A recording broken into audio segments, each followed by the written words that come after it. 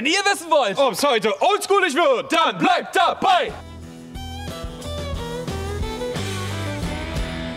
Tachchen, Leute. Tachchen. Wir sind heute mal wieder draußen und heute gibt's was Neues. Wir wollen inspiriert durch Kanäle wie zum Beispiel Paddy's Bushcraft, unseren Lieblingsiren, auch mal so ein bisschen, ja, es ist ja so, ein bisschen kleinere, muckelige, aber halt ästhetische Shader bauen. Genau. Mal nicht nur so rein auf Funktion. Hier soll auch mal so ein bisschen gebastelt werden, ne? Hab ich Bock drauf. Mal so ein paar schöne Verbindungen auch mal machen. Mal Ziegel selber herstellen. Also ein Kram, kleiner Kamin und sowas. Also es soll mal, hab ich wirklich Bock drauf. Viele Dinge getestet werden. Also das Shelter sieht danach wahrscheinlich aus wie Kraut und Rüben. Da hab ich aber auch Bock drauf. Ja, aber so soll es auch werden. Deshalb schön oldschool, wir gehen rein. das wird erstmal ganz simpel aufgebaut. Dafür brauchen wir erstmal 4 Löcher.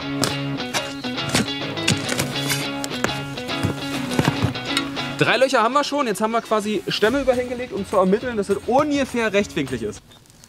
Okay. Oh, jetzt habe ich schon leicht verschoben. Geil, weil jetzt können wir es rausziehen und haben trotzdem die Mitte. Stark. Geil.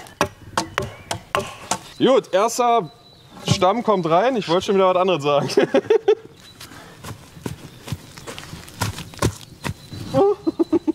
Kennst du das Spiel? Schön schräg halten. Na sicher.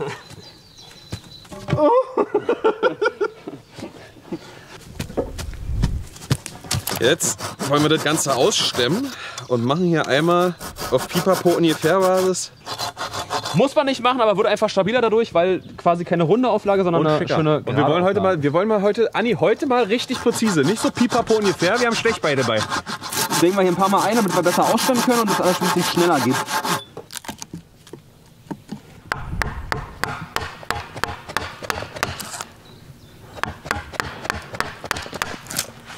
Drin.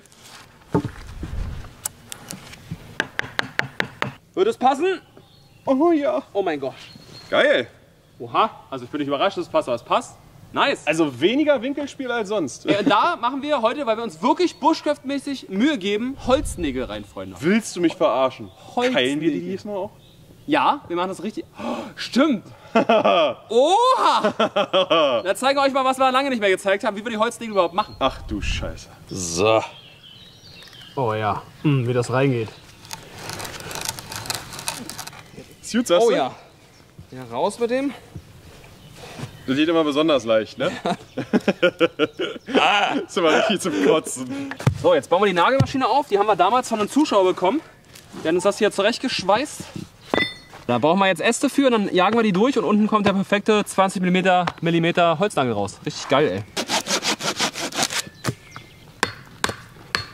Schön gerade.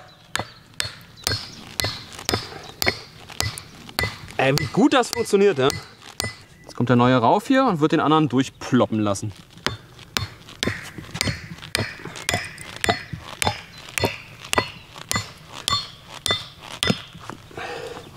Da ist er.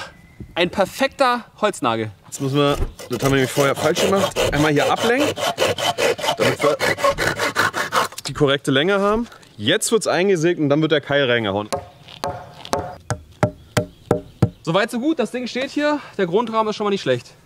Jetzt brauchen wir aber eine schöne ebene und vor allem nicht grasige Fläche. Deswegen ziehen wir jetzt den Boden einmal ab.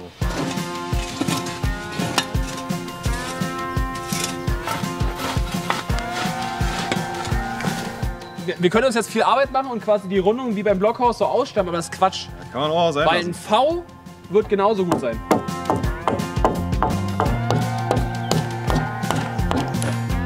Nächste Verbindungsart, Nägel. Soweit so gut, jetzt machen wir schon mal den Rahmen für die Tür.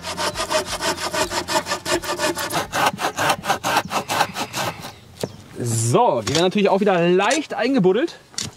Wir dürfen ja nicht zu tief, ne? Okay, reicht nicht. Hab nichts gesagt. So, der Rahmen steht auch für die Tür, die irgendwann mal kommt. Und der letzte kommt jetzt auch drin. Oh oh. Oh oh. Hinten machen wir nur einen mittig rein.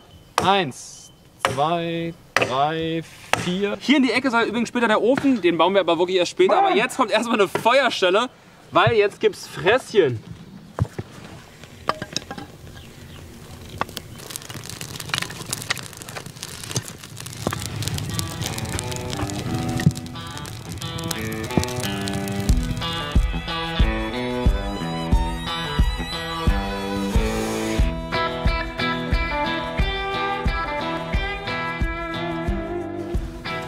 Jetzt wird hier einer weggegrillt. Wie hast du mich gerade genannt? Das ist ja perfekt so. Wir haben sogar noch Brötchen mit, aber zeige ich euch gleich.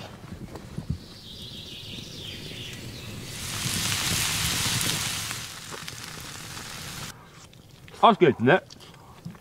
Ja, geht direkt weiter.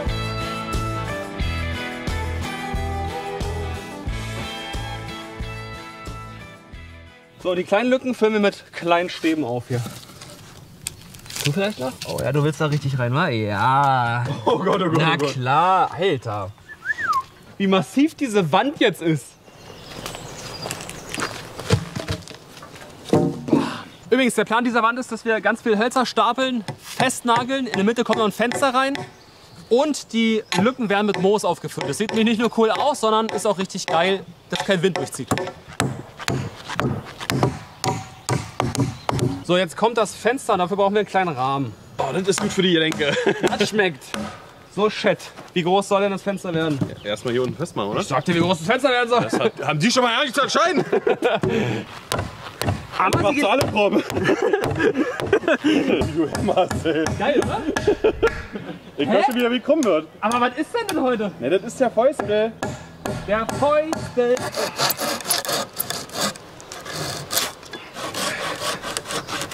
Sehr gut.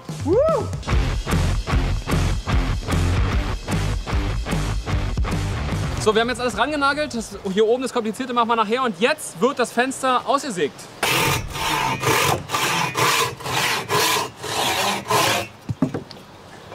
Leute, das ist 1 Meter das Sägeblatt. Das ist ja völlig krank. Diese Säge ist der Bushcraft Cheatcode.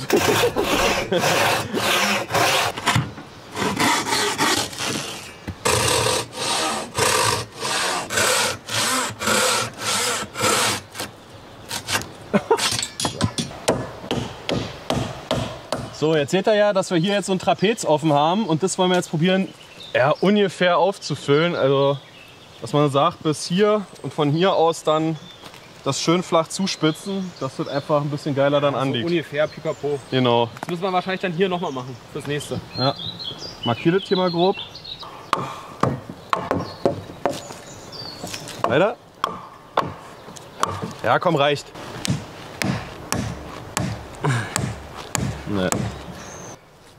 Das hat jetzt gedauert. Aber ist cool, Aber oder? es lohnt sich, oder? Auf der anderen Was Seite sagt machen wir ihr? das auch so, haben wir einen schönen Frontstil.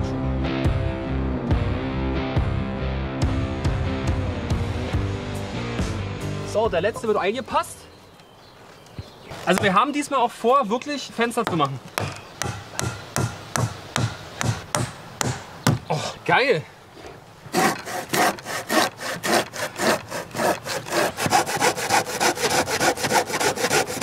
So, Moos haben wir gesammelt und jetzt wollen wir die ganzen Lücken hier schön stopfen. Weil wir wissen schon vom vorigen Shelter, das sieht geil aus und es ist relativ windig dann.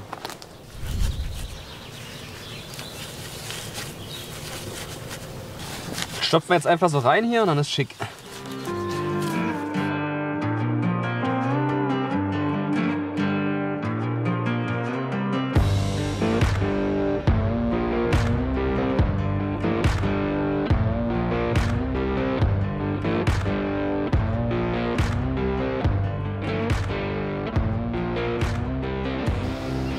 Ja, Leute. Immer wieder geil zu sehen, wie gut es aussieht. Ja, Optik von innen richtig schön dicht. Wir haben jetzt hier Stroh. Wir haben unter anderem auch Lehmpulver. Und das werden wir jetzt gleich zu einer wunderbaren Masse anrühren. Wenn ihr euch jetzt fragt, hä, warum mischt ihr das jetzt an? Ja, wir sind hier in Brandenburg und bei uns, wo wir jetzt sind, haben wir kein Lehm. Deswegen Lehmpulver und wir mischen das einfach selber Genau. an. Ihr kennt es aus dem Grubenhaus, wie tief wir da gebuddelt haben. Ja. Und das ist einfach reiner Sandboden hier bei uns. Wir haben hier kein Lehm. Oh. Auch noch ein bisschen auf die Arme. Oh, geil. Lehmbewurf. Schön reinschmieren.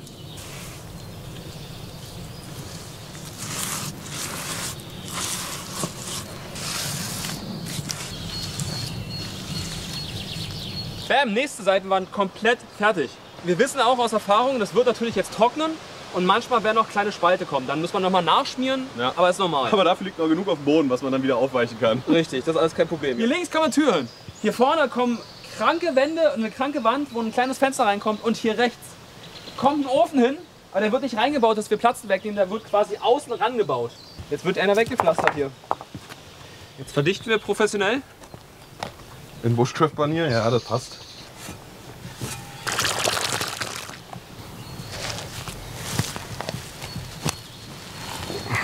Wir brauchen für den Ofen jetzt Lehmziegel, die machen wir ja diesmal selber. Ja, dann stopfen wir das hier einfach schön rein. Und wichtig ist, dass wir die Luft jetzt rauslassen. So, jetzt brauchen wir noch ein Stöckchen. Oh ja. So, gerade klatschen. Ich bin kein Profi, aber hätte man nicht noch ein bisschen trockenen Lehm vorher in die Form hauen müssen? Aber es wird bestimmt auch so gehen, oder? Psst. Oder, Andi? Das wird jetzt bestimmt rausgehen. So, dann kippen wir die Sache mal aus hier. Plopp. Oh ja. Oh, da ist das Ding. Ja, der muss jetzt trocknen, ziemlich viele Tage lang. Und davon brauchen wir ziemlich viele noch. Und deswegen haben wir einen Zaubertrick. Der Zaubertrick ist nämlich folgender, dass wir jetzt hier einfach ein bisschen, wir haben hier halt den Lehm noch in Trockenform, den pflanzen wir jetzt hier unten im Boden ein. Dann müssen wir einfach nur eine Woche warten, kommen dann wieder und dann sind da quasi Lehmziegel gewachsen. Auf geht's. So Leute, die Woche ist rum. Ich habe komischerweise immer noch die gleichen Klamotten an, aber das ist ja jetzt hier nicht das Thema. Betrüger! Innerer Hochstapler! Und wir haben jetzt hier ein paar Ziegel halt liegen. Ja, die sind einfach vom Blockhausprojekt übrig geblieben. Blockhaus vor allem, vom Hobbithausprojekt einfach übrig geblieben.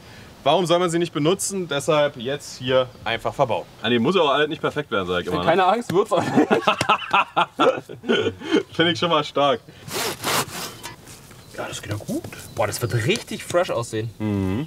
So, zur Hälfte ungefähr gemauert. Jetzt lassen wir das kurz mal antrocknen, sonst Stein! wird das alles Stein! Scheiße. Kannst du noch Leben haben, wenn du willst. Nein! Wo soll ich ihn hinmachen? Ja, hier. Alles klar, ja, ich meine. das wird jetzt alles ein bisschen vertüncht hier und verklimscht. Schön reindrücken hier überall. Oh ja. Das ist doch. Oh, Alter, ich dachte, die wäre stärker.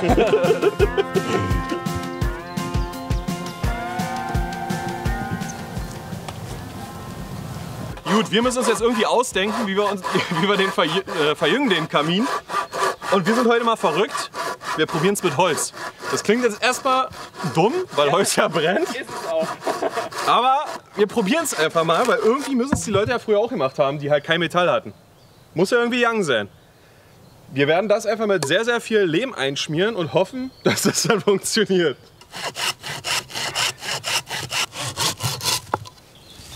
So, jetzt tünchen wir hier schön Lehm rauf. Nicht zu knapp, bitte, in der Masse. Gerne auch noch mehr davon. Brauchst du auch noch mehr? Nö. Nee. Was hast du davor da drüben? Du verrückte Sau. So, und jetzt, Freunde, jetzt kommt die Magie. Wir schützen, wir machen die Verjüngung mit Holz. Ich habe das so geplant. Genau, das ist ein bisschen zurückgestellt, dass wir hier vorne quasi verkleiden können mit Lehm. Du hast also was geplant. Ja, Andruschki, das habe ich. Andruschki. Oh, der Stamm ist schwer. Jetzt werden wir das alles hier zuschmieren schön, damit der Kamin schön hinten zieht. Dann stapeln wir quasi hier oben dann drauf weiter. Hier Genau. müssen wir noch eine Reihe Lehm dann, also Ziegel machen. Ja. So ein Kamin muss ja immer verjüngt werden, damit er ordentlich zieht. Und das probieren wir jetzt gerade. Erstmal ist jetzt der erste Schritt, dass wir die Wand zumachen.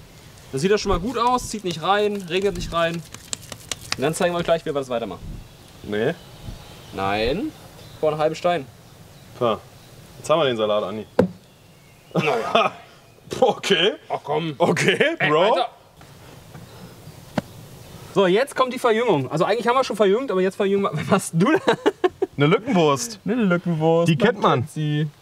So, wir müssen es ungefähr gleichmäßig machen. Naja. Okay, ist Brat. So ist besser, oder? Oh ja. Aber das hier ist auch schon wieder so trocken. So, der nächste Stein. Das wird ja wild hier. Wir dürfen jetzt bloß nicht Scheiße bauen. So, das Ding ist fertig. Wir mussten natürlich jetzt den Rauchabzug so machen, dass es nicht nach oben, weil hier oben abzieht, weil hier ist das Dach dann, sondern nach vorne. Zieht aber trotzdem geil. Wie läuft's mit der Mauer? Die sieht sehr wackelig aus auf jeden Fall. Ist das immer noch ein Interview? Nein. Ja, aber wenn es trocken ist, hält es dann. Aber deswegen, wir hören jetzt auf und werden hier jetzt Holz reinziehen.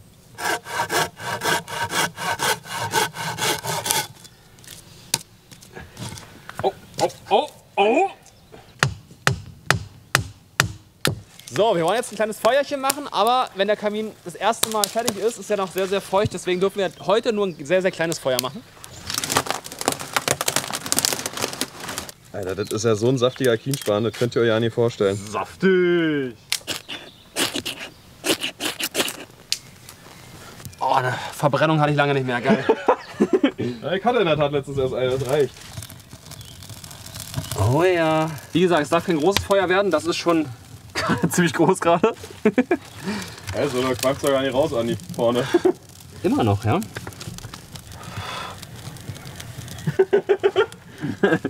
Naja, in unserer Dachplanung ist ja noch was vorgesehen, dass das nicht so schlimm macht. Ja, aber jetzt hört es ja schon gleich auf. Ja, jetzt, guck mal, jetzt, da ist doch der Turbo-Modus hier.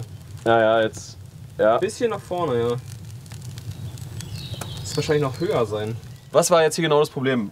Beim letzten Mal haben wir festgestellt, dass der Kamin nicht ganz so ordentlich zieht. Wir probieren es jetzt im Nachhinein noch so ein bisschen hinzufuschen.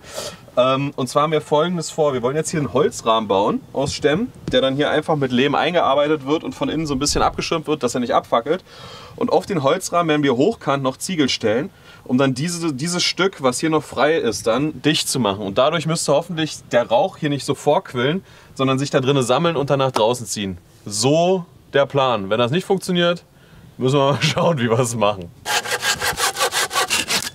So, wir haben jetzt hier vor Jahrmillionen mal so ein Schindelspaltmesser, heißt es, glaube ich, mal gekauft.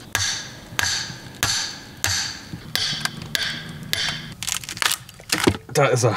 Dann machen wir es jetzt noch ein bisschen schick und gerade hier. Und dann haben wir schon 2 Bretter. Geil.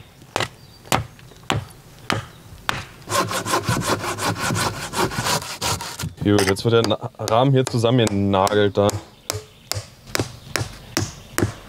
Perfekt. Das ist meine Daumenseite näher. Ja. Gut, und darauf können wir jetzt ziegeln. Lehm haben wir wieder angemischt, weil wir leider keinen im Wald haben. Und jetzt geht das los. Ich würde sagen, ich hau hier einfach ein bisschen Lehm hinter. Der Klebstoff des Waldes. So. Ein paar Wurstflecken hier rein, zack, und jetzt wird er dran gemanscht. Schützt gleichzeitig auch das Holz ein bisschen vor der Hitze. Sonst fackelt das alles ab, das ist ganz gut. So. Machen wir jetzt, damit es einmal schon ein bisschen Anpressdruck kriegt und uns nicht abhaut. So, jetzt kommt hier noch eine Lehmschicht drauf, schön. Und jetzt machen wir die Steine nämlich hochkant. Und rein damit. Bisschen einjiggeln. Wie nochmal? Einjiggeln, dann zieht er Feuchtigkeit hier, dann trocknet das alles und das ist geil. Ja, super. Das machen wir jetzt schön bis oben hinzu. So. Ja, mit so ein bisschen Versatz nach hinten, damit glaube ich. Sonst hält es nicht richtig, oder? In der Achso, Ritze? ist sonst zu groß, war die Ritze. Ja. Flatsch. Jetzt einfach nach unten. Oh, oh, oh! Ist nicht schlimm. So, jetzt machen wir die Hände ein bisschen nass. Und dann kann man das richtig schön verschmieren hier. Machen wir ein bisschen nass hier. Scheiße, ey, das ist ja viel besser. Na gut, wir lernen ja auch dazu, ne? Machen wir nächstes Mal angeblich gleich. So, jetzt passiert hier ein kleines Feuerchen und wir gucken mal, ob es jetzt besser zieht als beim letzten Mal. Ja, ihr seht, jetzt zieht er richtig gut, ey. Geil.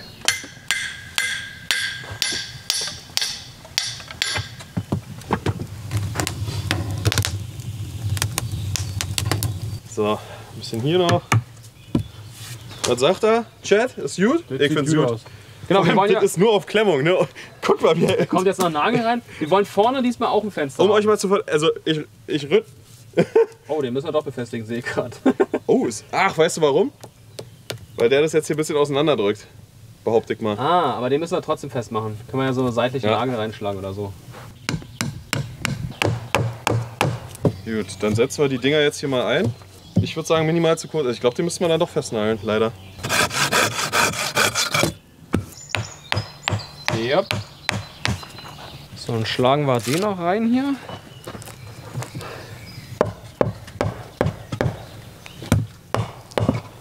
Aha, okay. Ja. Wir machen einen Moos zwischen. Hol ich direkt. Stopfe direkt rein schon mal. Dann sieht das schon mal gut aus. Oh, geil. Ja, das sieht richtig gut aus. Das gefällt mir gut.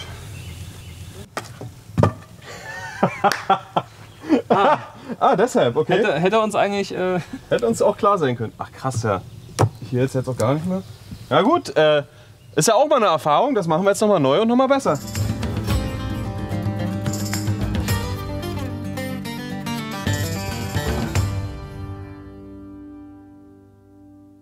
Ah ja, der Look ist ja mal richtig geil.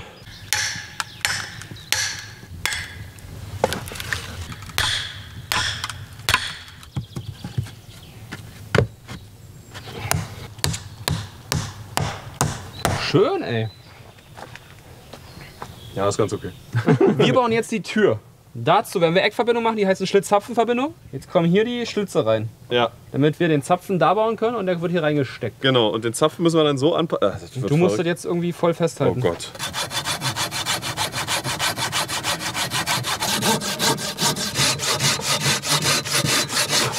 Also ich glaube, wir müssen es aber erst immer einmal ansägen mit der kleinen und dann mit der großen. Ha.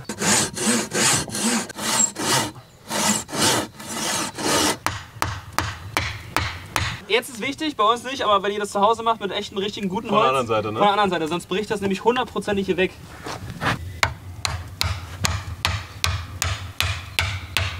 So, das ist es. Der Schlitz des Todes. Und da kommt dann später der Zapfen rein. Zack, hier so. Und dann ist zu. Verbindung steht, Schlitz, Zapfen. Und jetzt werden wir das noch, weil wir das nicht leimen, mit 2 Nägeln fixieren. Über Hier, Kreuz. genau, entgegengesetzt. Und jetzt ist das eine schicke Verbindung.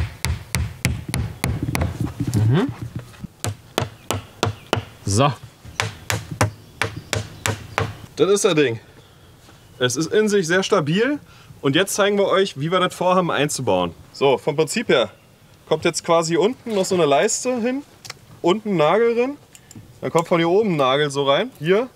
Und dann könnt ihr das hier quasi auf- und zudrehen. Genau. Ist ja keine Schraube, ist ein Nagel. Und deswegen funktioniert das. Ja, genau. Das ist das Prinzip. Dann wird die Tür noch beplankt mit Rinde. Genau. Und dann ist das geil. Müssen wir jetzt, bevor wir die einhängen, wahrscheinlich das alles noch mit drinnen auskleiden und so, ne? Stimmt, ja. Ja. Jetzt wird quasi das Scharnier gebaut.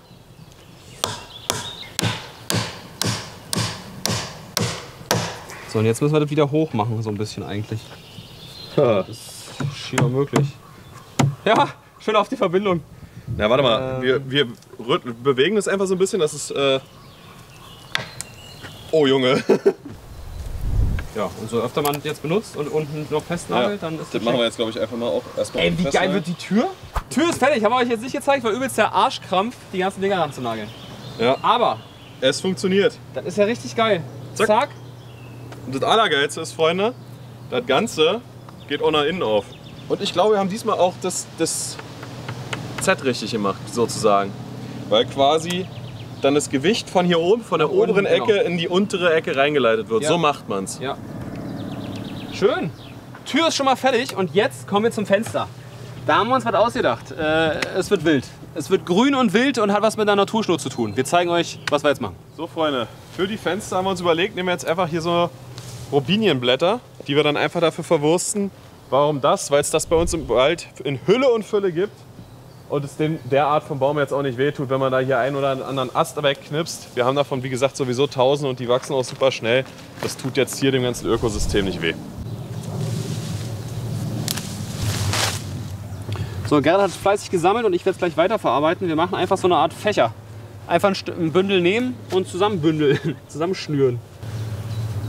Und nochmal knoten. So, und davon brauchen wir jetzt aber ein paar. So, dass wir ungefähr so diese Fläche haben. Das ist es nicht. Ist ja hier auch, ne? Wir müssen ja selber mal die Sachen ausprobieren. Das ist jetzt so überhaupt nicht. Nee, Ja, nee, das das ist machen es wir, nicht. das machen wir nochmal anders. Wir wollen hier das Dach drauf knallen und dafür brauchen wir jetzt zuallererst lange Stangen. Der Plan ist quasi Giebeldach, aber in schick.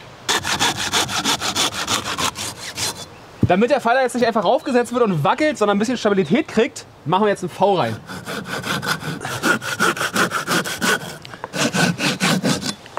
Stark. Ihr müsst euch nicht extra eine Rundung ausstanzen oder so ein Quatsch, sondern ein V reicht einfach. Und schon Ey, ist stabil. mega. Ja, ist geil.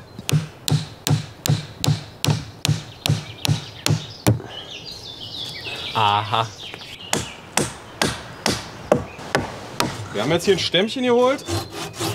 Aus einem alten Projekt, sag ich mal. Wer es erkennt, kann es gerne mal in die Kommentare schreiben. Sag mal, ruf den Aal. Bei mir liegt. Ja. Ist das ungefähr gleich dann so? Ja, würde ich schon sagen, ja.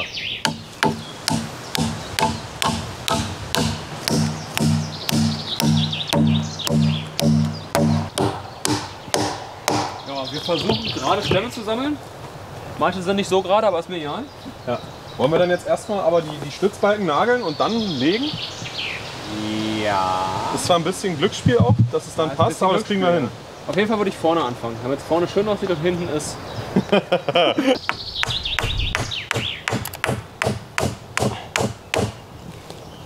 Da mal so ein Pullover, wo ich so eine schöne Tasche habe. Richtig viele Nägel drin.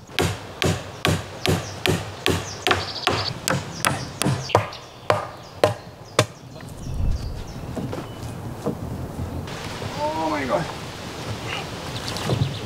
Ich habe irgendwie gar nicht auf dem Schirm gehabt, dass es so groß wird, das da. Wie viele Wassermassen da zusammenkommen. Ich habe gerade so im Kopf, dass man hier dann auf der Höhe oder hier dann so ein Querding, dass das nicht rutschen kann, alles. Moos. Müssen wir eigentlich machen, ne? Ja, stimmt.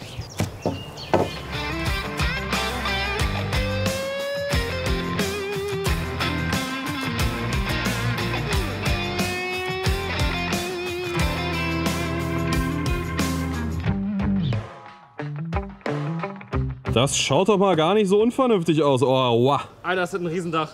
Oh Gott, oh Gott. Ja, was da wieder zusammenkommt an Größe, ist verrückt. Wir müssen dann natürlich hier unten noch alles einmal schön ablenken hier.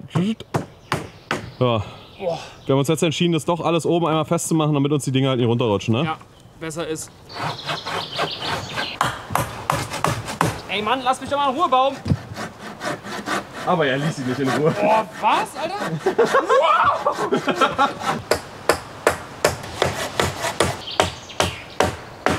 Das Dach ist jetzt so weit fast fertig gedeckt und wir hatten die Idee, dass wir hier halt wieder ein dickes Dachfenster rein haben wollen. Was heißt wieder? Das hat uns nämlich bei dem 7 vs. Wild Shader sehr gefallen, dass man innen drinnen, auch wenn es draußen hell ist, innen drinnen noch hell hat.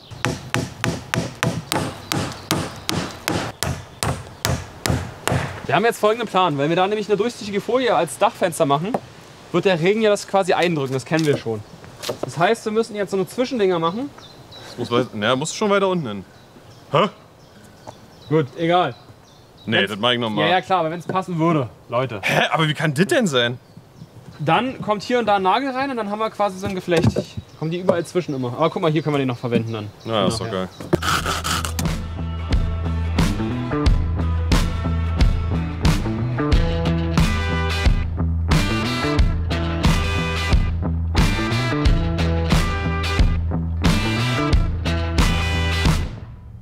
Ja, das letzte Ding wird reingemacht. Der letzte Querbalken.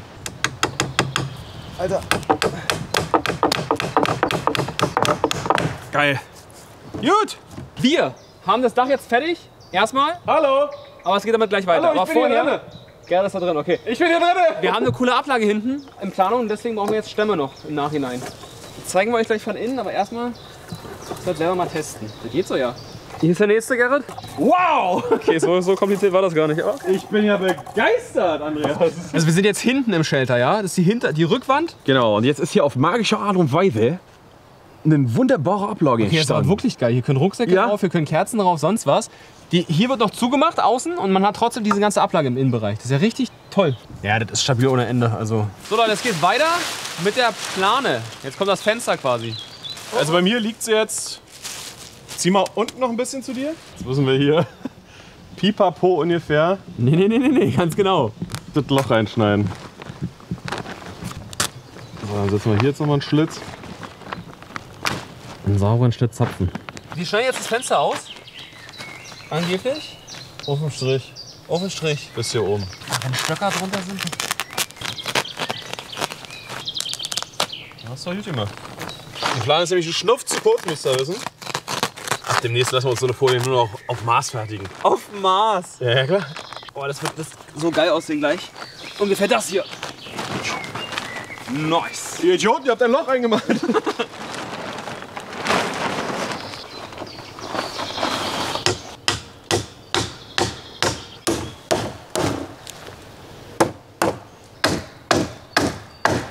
Es wird das Runterrutschen verhindern. Genau, wir machen das, damit das Moos nicht runterrutscht. Haben wir auch Erfahrung gemacht, das rutscht halt irgendwann und so hast du eine kleine Schicht. Die ist verhindert. Geil. 2 Stunden sind vergangen, Freunde. Im Video einfach nichts. Wir haben jetzt viel Moos gesammelt. Und jetzt legen wir es erstmal rauf, damit wir eine kleine Pause haben, weil wir müssen noch viel mehr Moos sammeln. Man sieht jetzt schon, dass es geil sein wird. Ja, es ist halt einfach immer nice. Warum ist Moos so geil? Schreibt's in die Kommentare. Warum ist Moos so geil?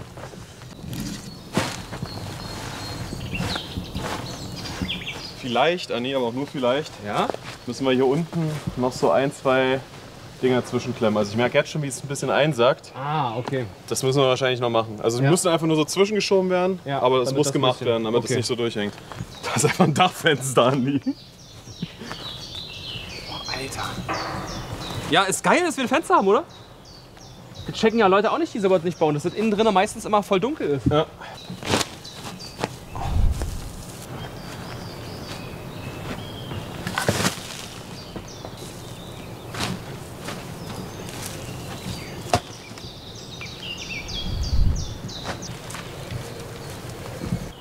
Okay, das Stück hier ist, glaube ich, ganz nice. So, die lassen wir jetzt schön überlappen hier, damit man das nicht sieht dann. Ja, das ist es. Das hat er auch zerrissen, diese Drecksau. Ich hätte nicht gedacht, dass das Dach so stabil ist übrigens. Mit den dünnen Stangen. Sonst haben wir immer so eine dicken Stangen genommen, das war ja immer Quatsch eigentlich. Ja, ich muss jetzt springen. Dafür habe ich mein Leben lang bei Dirty Dancing trainiert. Ja, okay. Ich habe Angst. Hilfe! Oh, danke. Jetzt prüfen wir die Leute noch an und sagen, dass das alles so gemacht, damit der Dämmwert erhöht wird. Durch Mond. Ja, klar. Dämmwert, bla.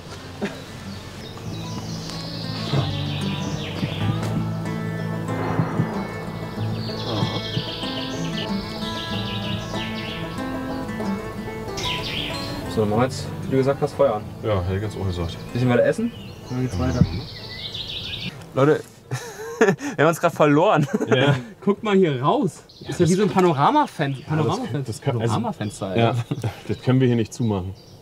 Das ist schon der Knaller. Das ist mir gar nicht so aufgefallen von, aber das ist schon machen wir hier so ziemlich geil. 2 Streben rein, dass da nichts runterfällt, wenn wir da was raufstellen und dann ist gut. Luft zirkuliert trotzdem richtig doll viel durch, dann schimmelt es hier auch nicht. Das ist immer im Wald so ein Thema, Leute. Licht kommt noch rein am Tag. Und dass das eine Ablagefläche ist, feiere ich auch sehr. Ja, lass uns das so machen. Ey, das ist ja verrückt.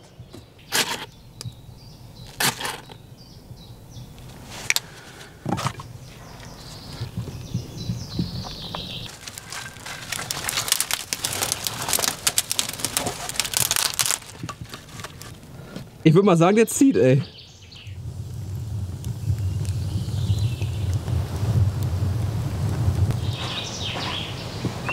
Es gibt Würstchen. Haben wir wieder Bock drauf.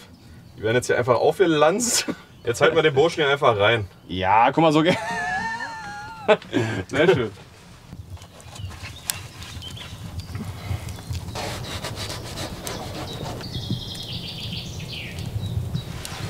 Na, ist er geplatzt? Das geht noch. Man muss es nur ordentlich abkratzen. Der Aal ist fertig. Der kommt jetzt hier ins Brötchen drin. Plopp.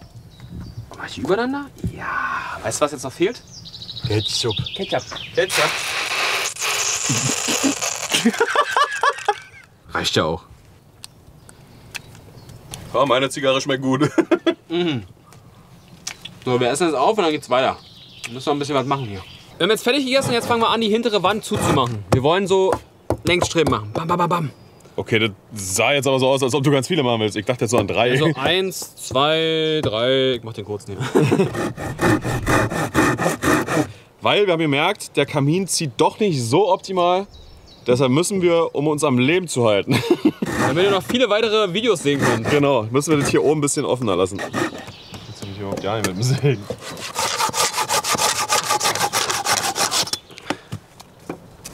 Das ist ja perfekt. Die Rückwand ist fertig, man kann rausgucken, Luft kommt noch durch und Licht. Geil. Und der Rucksack oder was auch immer liegt, kann nicht so leicht nach hinten fallen, weil das hier höher ist. Ja, ist geil so, schick. So, jetzt haben wir uns noch zur Aufgabe gestellt, Fensterkreuze zu basteln, damit das einfach noch mal ein bisschen schicker aussieht. Ja, und das machen wir jetzt. Ich habe jetzt hier so ein Stöckle entastet und jetzt länge ich das ab. Pipapo ungefähr. Das wird eine Sägenlänge mit meiner Hand dazwischen. Das sind hier die Maße.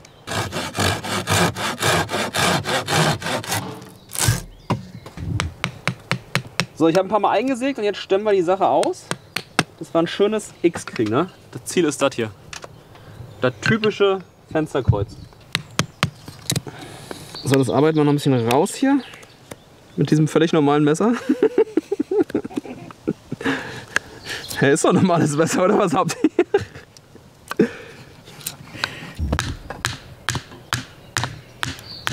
Ein bisschen Schnur für den Halt durch. Und wickeln das ein paar Mal rum. Hält das Kreuz zusammen und sieht natürlich ziemlich nice aus. Wenn wir da jetzt noch Glas reinmachen würden ins Fensterkreuz. Glas wäre natürlich jetzt richtig krass. Jetzt einfach einen Doppelknoten rein und das ist gut. Ein doppelter Doppelknoten. Und den Rest schneiden wir mit diesem normalen Messer einfach ab. Zack. Nice. Nochmal Absäge ist keine Option, sagst du? Ne. Sehr gut. Aber guck mal. Da kann jetzt ein Keiler kommen. Aber sieht ja nicht. Oh, wollte gar keinen Nagel mehr reinsetzen, ich mach's trotzdem. Also ich würde mal sagen, das ist fest, Alter. Was? Das ist gut eingepasst. Finde ich geil. Schauen wir uns mal von außen an. Ja, ist geil. Ich meine, ich komme jetzt hier nicht mehr durchs Fenster. Weg auch vorher nicht. Machen wir uns mal nicht vor, aber. Ist das geil, ey. Das ist so verrückt, dass so ein Fensterkreuz das halt, ja direkt, klingt jetzt dumm, aber wie ein Fenster aussehen lässt.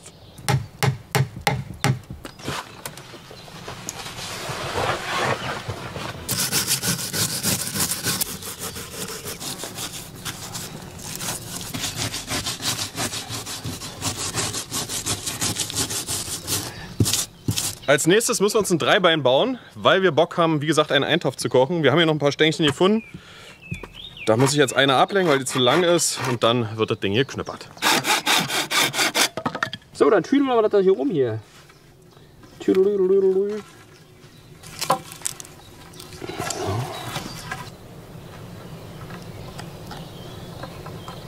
So, Dreibein ist auch fertig.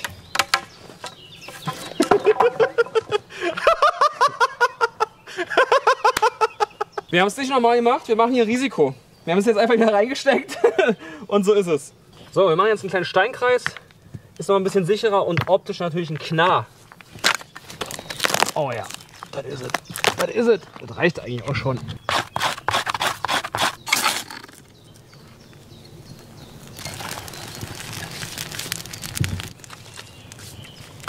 Wir nennen es auch liebevoll das Mikado-Feuer. Ja, und falls sich jetzt hier einige Leute fragen, was wir für Bleppos sind, dass wir bei den Temperaturen Eintopf machen, ey, wir hatten einfach Bock drauf. Wir können euch ja jetzt nicht zeigen, wie wir Joghurt essen. Also, schmeckt wirklich lecker, kannst du einfach so fressen.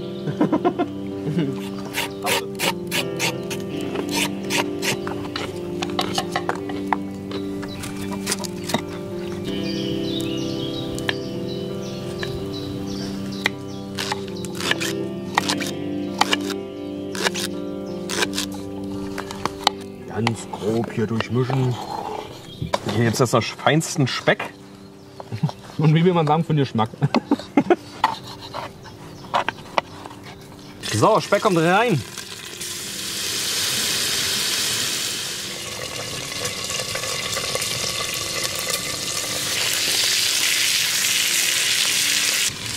Jetzt kommt viel zu viel Zeug rein. Für wen ist das ganze Essen eigentlich wieder an?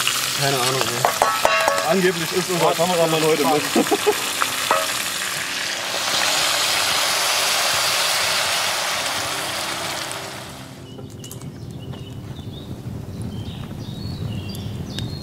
Gut, Freunde, wir haben geprüft, es schmeckt sehr lecker, kann ich schon mal sagen, und es ist alles durch, deshalb wird jetzt aufgetan. Ich höre bitte an, wie das aussieht. Jeder kriegt ein Keulchen, bisschen Bauchspeck und jede Menge Gemüse.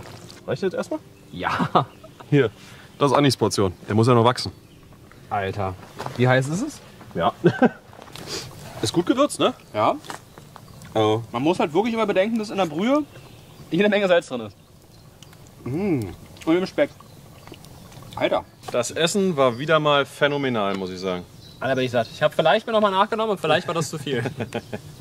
Naja. Ist aber auch nur Suppe und ist auch eigentlich nur Gemüse und Pilchen gewesen. Stimmt. Und Suppe ist ja auch gesund. Ist ja gut für den Magen. Ja, krank. Also Erkältung kriegen wir jetzt nicht, weil ja Hühnersuppe auch.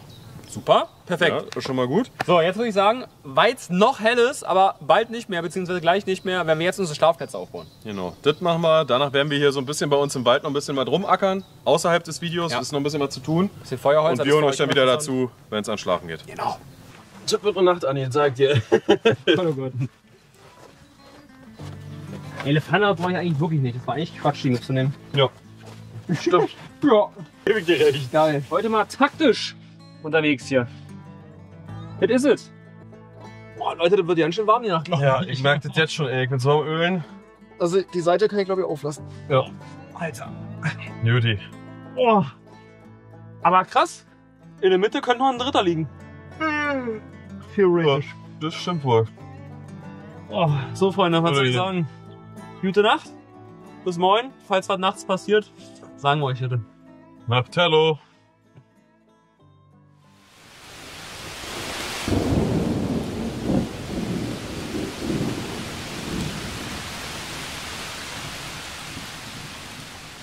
Moin Freunde! Wach ist er. Hier, Fuego brennt auch schon. Ihr macht euch keine Vorstellung, wie doll das gestern geregnet hat. Das war krank. Also pünktlich nachdem wir ins Bett sind, hat es angefangen zu plattern. Das hat gewittert, das hat gedonnert. das war völlig gestört. Was war denn da los? Durfte jetzt auch nochmal Feuerholz irgendwie neu organisieren, weil wir Bleppos natürlich auch das draußen liegen lassen haben. Glücklicherweise hatten wir noch ein bisschen was im Shelter liegen, aber richtig nervig.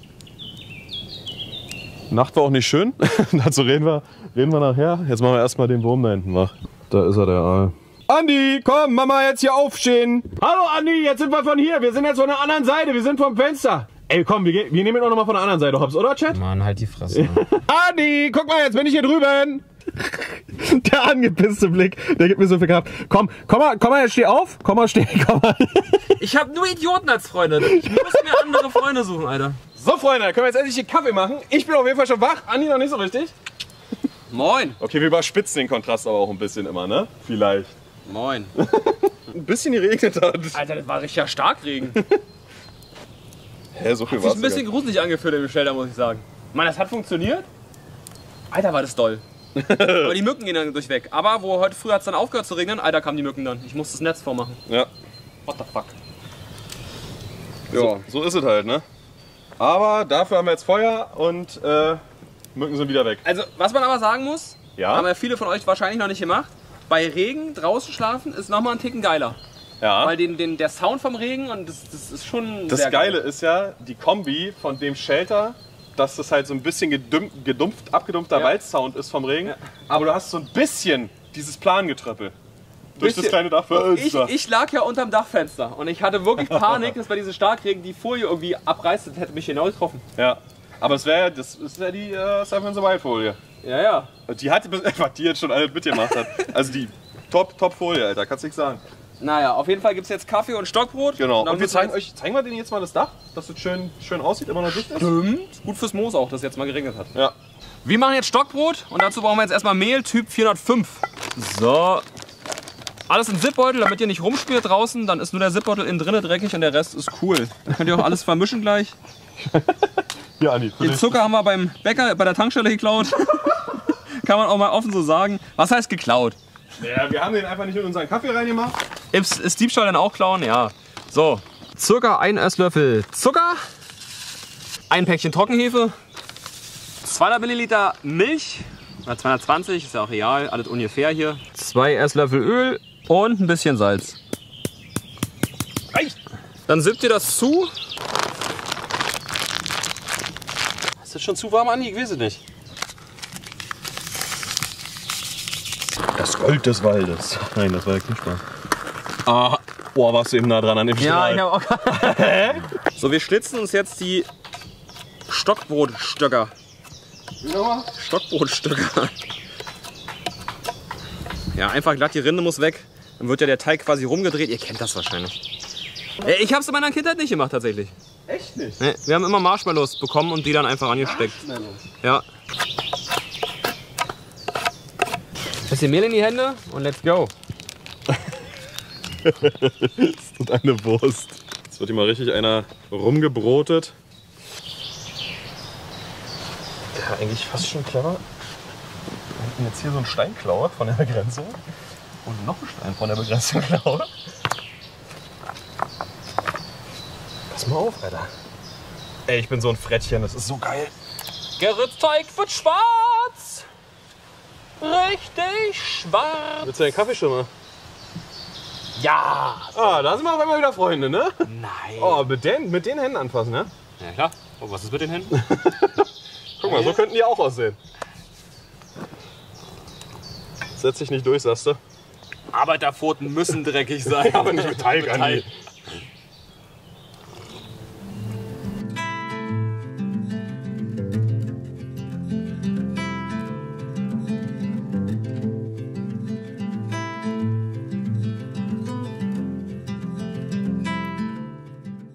aber schon mal lecker. Guckt euch mal bitte dieses Boss-Stockbrot an. Zack. Und wenn man das so leicht abziehen kann, dann weiß man, dass es fertig ist. Oh ja. So, das ist uns noch ein bisschen zu gesund, deswegen kommt da noch Schokocreme drauf. Wir haben aufgegessen, das war richtig lecker. Wir können es euch nur empfehlen. Macht das. Ja. Ich kann da nichts mehr hinzufügen. Es war wirklich der Knaller und es war wieder eine sehr, sehr schöne Nacht draußen auch einfach, ne? Ja. Also Trotz des Regens, das Shelter hat dicht gehalten. Fand ich aber gerade geil, dass es geregnet hat so doll. Ja, das haben wir auch wieder. selten gehabt. Regen ja, aber so dollen Regen Ja. muss man mal gemacht haben. Nee, stimmt, darüber haben wir noch gar nicht gesprochen. Boah, war das ungemütlich. Also es war ja von vornherein klar. Ja, war ein bisschen hart aber auf dem Boden. das mache ich nicht nochmal. Also damit Isomatte sagst du. Ja, also das... Ja. Also so leid es mir tut, aber es geht wirklich nicht mehr. Könnte auch an dieser riesigen Wurzel, die durch unser Haus da geht. Also vielleicht hätten wir das da jetzt noch alles mit Moos ausgefüllt, richtig, richtig dick, dann ja. Ja. Aber wozu, wenn wir Isomatten haben? Ja. Jetzt lieber eine Frage an euch. Was sagt ihr denn so zu so kleinen Mini-Projekten? Wir bauen was und wir pennen da drin und nutzen das. Schreibt es in die Kommentare. Freunde, wie gesagt, wir hatten jede Menge Spaß. Wir haben übernachtet, Starkregen gehabt, lecker, lecker essen. Was will man mehr? Ja, was willst du mehr? Temperaturschwankungen waren auch krasse drin. Einfach von heute auf morgen 15 Grad, ist uns egal. Stimmt. Wir sehen uns wie immer am nächsten Samstag, 10 Uhr. Ihr wisst doch Bescheid, also bis dahin. Ciao!